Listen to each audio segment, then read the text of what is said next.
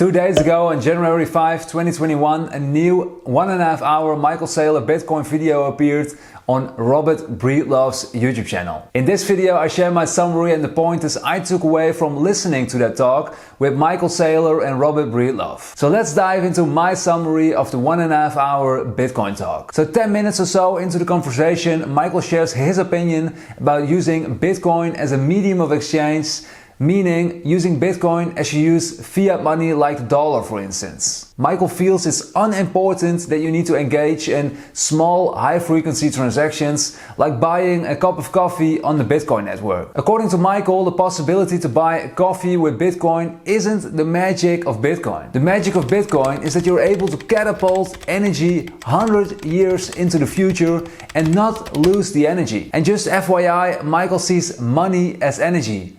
Money is energy. Make sure to check out my previous video where I elaborate more on Michael's concept of money is energy.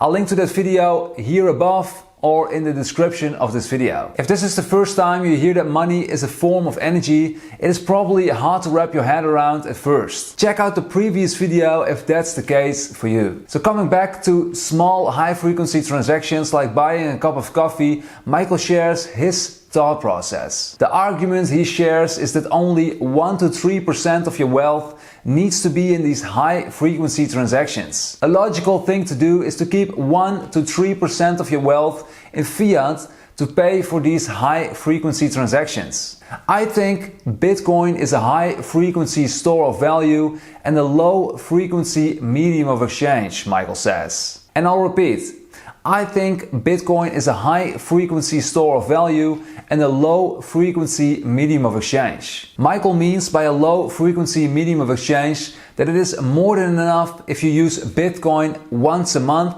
or once a year or maybe even once in a lifetime. Why should you not use Bitcoin as a medium of exchange? So Michael clarifies that there are accounting and tax reasons why Bitcoin doesn't make sense to use as a medium of exchange. Every time a business takes revenue in Bitcoin, they create a taxable event.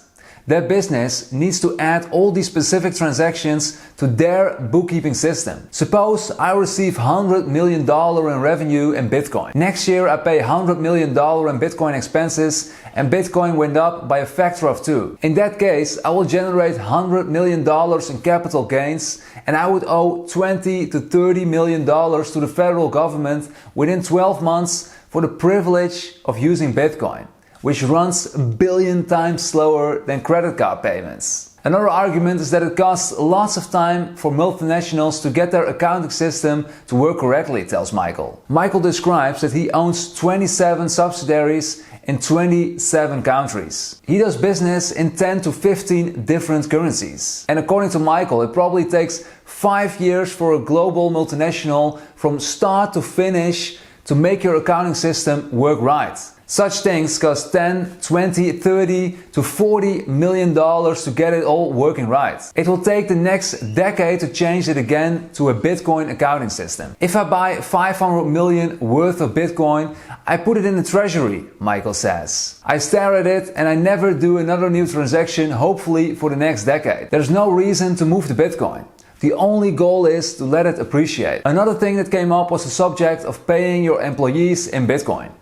Michael believes it's not convenient to pay them in Bitcoin because they have obligations themselves. They have mortgages and other bills to pay, which they probably cannot pay with Bitcoin. We pay our employees in the local currency and if they want Bitcoin, they can buy it themselves, state Michael. People focus too much on a medium of exchange and using Bitcoin as a currency for buying coffee in Starbucks. People underestimate Bitcoin as a store of value and as an asset. They undersell it. Bitcoin is so much better than any other asset, illustrates Michael. And just a quick question before we continue. If you like this video up until this point, make sure to let me know by clicking that like button.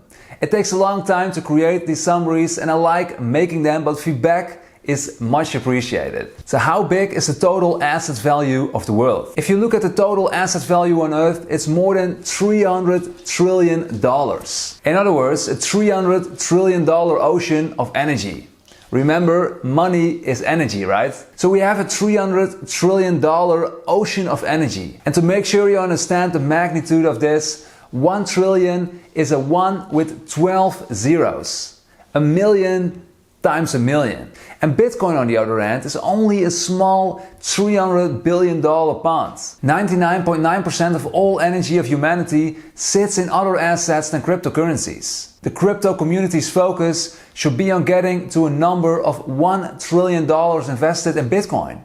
After that, 10 trillion and even more. Somewhat 30 minutes into the conversation, Robert Breedlove mentioned diversification and defines what he considers a high risk and a conservative crypto position. He feels that if you have a portion of your portfolio into crypto, then the highest risk you should have is 80% into Bitcoin and 20% into altcoins. A more conservative position is 100% Bitcoin and 0% in altcoins. For example, let's say you have $10,000 invested into cryptocurrencies, whereas 50%, or in other words $5,000, into Bitcoin and the other $5,000 scattered around different altcoins. Your portfolio is way too risky in Robert's opinion, since he considered 20% into altcoins already high risk.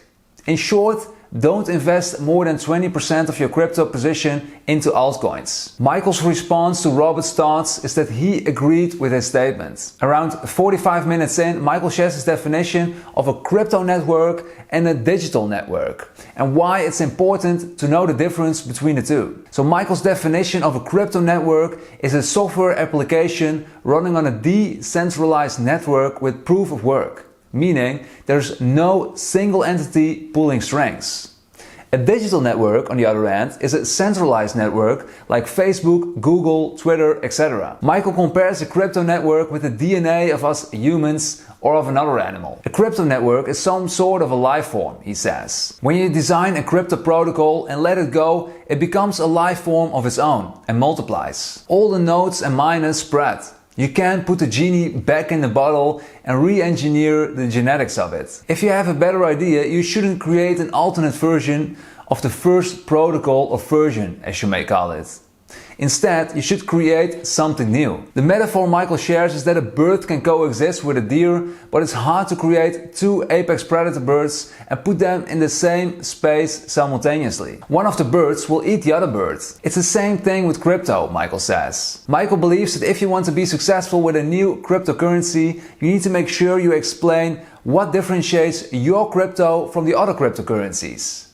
And if you have that unique thing the market needs and wants, it's just a natural selection that you will succeed. And after you gave birth to your new crypto life form, so to speak, you need to let it live and breathe. You don't want to mess with it any longer. And this is the difference between digital systems like Facebook, Google, that frequently launch new features. Facebook, for instance, can launch new features because they run on one single server. The moment they hit the switch, everyone changes to the new version. Michael believes you can't do this with crypto because that will result in multiple versions of your initial product running around. Michael compares it to God seeing a mistake in us humans, changing something about us humans, and launches the human 2.0.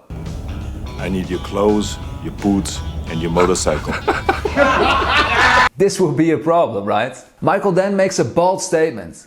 He believes that altcoins will eventually go to zero. Taking Bitcoin and forking it and making transactions 10 times faster isn't good enough because you'll still be a million times slower than Apple Pay, for instance. This is not a genetic mutation that works. And to be clear, Michael thinks it's not impossible to create a genetic mutation on Bitcoin that would succeed. Still, according to both Michael Saylor and Robert Breedlove, there aren't any Bitcoin mutations as of this moment that deserve to have their own life. In other words, the mutations that happened up until this point are a mistake and will fail eventually, such as Bitcoin Cash, for instance. So the next thing Robert says, and where Michael pretty much agrees to, conflicts with Michael's earlier statement in my opinion, but correct me if I'm wrong here. Robert says that even if an innovation occurs and the market identifies it as useful, Bitcoin can copy these competitors' innovative features and implement them into their own protocol. He mentions the example of Instagram copying Snapchat's story feature. But from my perspective, Instagram and Snapchat are digital networks that can innovate. In contrast, crypto networks cannot. according to Michael's earlier statements about digital networks and crypto networks. At first they say you shouldn't mess with a crypto network once you give birth to it, so to speak. This is the main difference between a digital network like Facebook, who can do these things, with a crypto network like Bitcoin, who shouldn't do these things. So I'm confused. What is it? Near the end of their Bitcoin talk, Michael states an interesting question. How can one make sure that his or her last dying wish gets fulfilled when they're dead? This is a challenge. Nowadays you need to trust the government or other people and have faith your dying wishes will be honored long after your death. It's somewhat the same as the earlier described challenge in the previous video. Humans face the challenge of storing energy and transmitting energy across time and space. And sadly, it's not that Bitcoin solves this problem of fulfilling someone's last dying wishes. Still, I find that it's an interesting way of thinking. Furthermore, an excellent opportunity for you if you want to create a new cryptocurrency. A cryptocurrency that honors your last dying wishes in infinity and beyond. Michael shared a story about John D Rockefeller, who is considered one of the wealthiest Americans. John D Rockefeller was born in 1839 and died at age 97. He was in the oil business. He and his son went to lots of beautiful places and bought many of them and turned them into national parks. He turned it over to the government at the time, the best bet to make sure his wishes came true after his death, to preserve the land he bought. They did the best they could do with the cards they were dealt with. But what if a new or a better card enters our hands in the future? So this was my summary of the notes I took from listening to episode 8 of Michael Saylor and Robert Breedlove talks. I leave a link to the complete discussion in the description below if you're interested in listening to the full interview yourself. It's a 1.5 hour talk. Please make sure to click the like button if you enjoy the summary. It costs lots of hours to create these videos and I would like to know if you enjoy watching them. Also, please leave me a comment below and let me know where you're from.